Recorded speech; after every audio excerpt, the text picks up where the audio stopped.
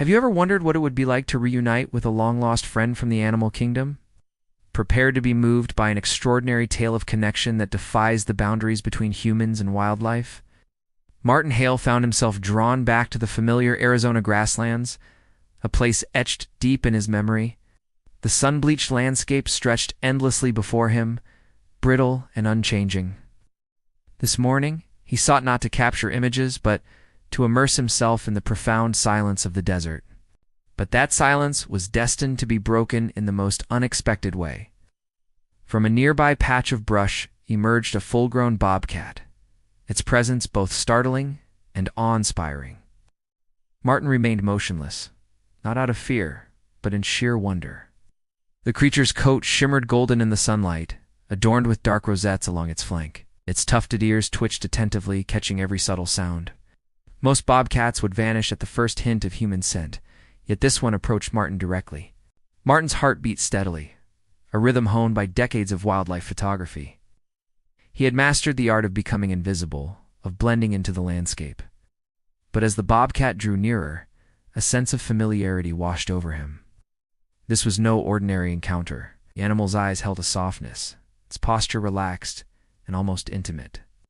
Then Martin noticed the telltale signs: a slight outward roll of the right paw, a distinctive tilt of the head. These subtle cues unlocked a flood of buried memories. When the bobcat pressed its head against Martin's shoulder and began to purr, 8 years of separation melted away in an instant. At 70 years old, Martin's face bore the marks of a life spent outdoors. Each line increased told the story of long days spent in wild places, from frozen tundras to steaming swamps. His camera had been his constant companion, always searching for that perfect, fleeting moment of natural beauty. But it was here in the Arizona desert that Martin felt most at home, especially since Clara, his beloved wife of 4 decades, had passed away. In this vast open landscape, the ache of her absence seemed to soften. The land itself became his companion, offering solace in its timeless expanse. It was in this very spot 8 years ago that Martin's life had intersected with a family of bobcats in a way he could never have imagined. That fateful summer, Martin had been crouched near sun-baked earth, his lens focused on darting lizards. Without warning, a bobcat kitten had stumbled into view. It was barely larger than a loaf of bread, all clumsy paws and fearless curiosity. Against every rule of wildlife photography, Martin had offered the tiny creature a strip of venison. The kitten had trotted forward eagerly, devouring the treat with endearing sloppiness. Martin had named him Rusty, inspired by the warm, reddish glow of his fur. The following day, Rusty returned, but this time he wasn't alone. He brought his siblings, a playful parade of 4 kittens.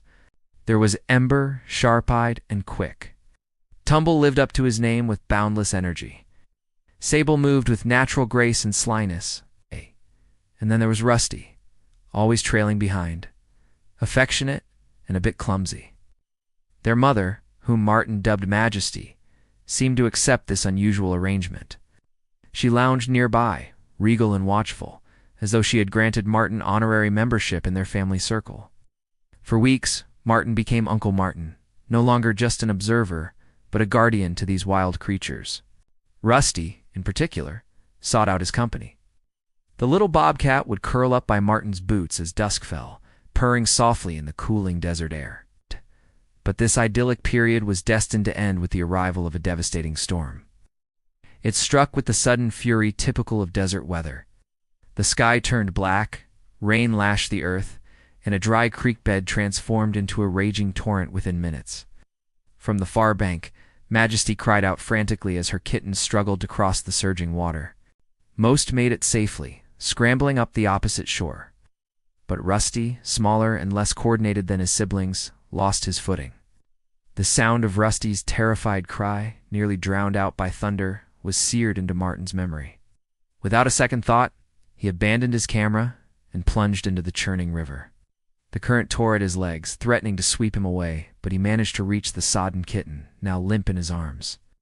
On the riverbank, Martin performed desperate CPR, pressing tiny compressions against Rusty's fragile ribcage.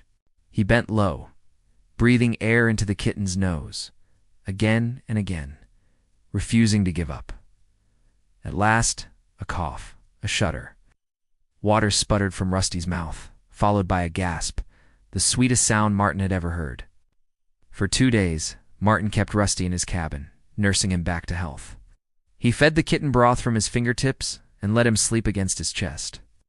The purr of the little survivor filled the silence of Martin's lonely nights, offering unexpected comfort.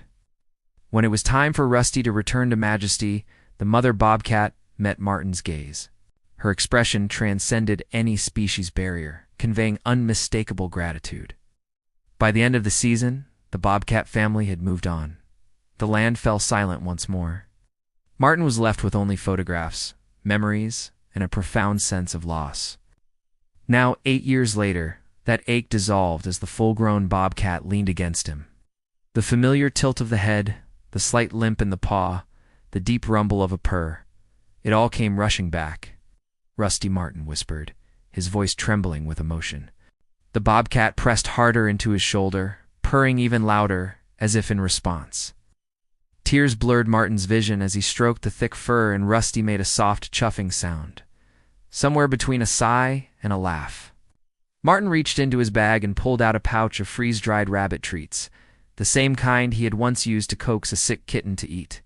He held one out, and Rusty sniffed it curiously before taking it with surprising gentleness, his rough tongue brushing Martin's palm. It wasn't hunger that motivated Rusty. It was memory. Martin laughed, a sound caught between joy and disbelief. "After all these years, ... you remember." Rusty showed no interest in more food.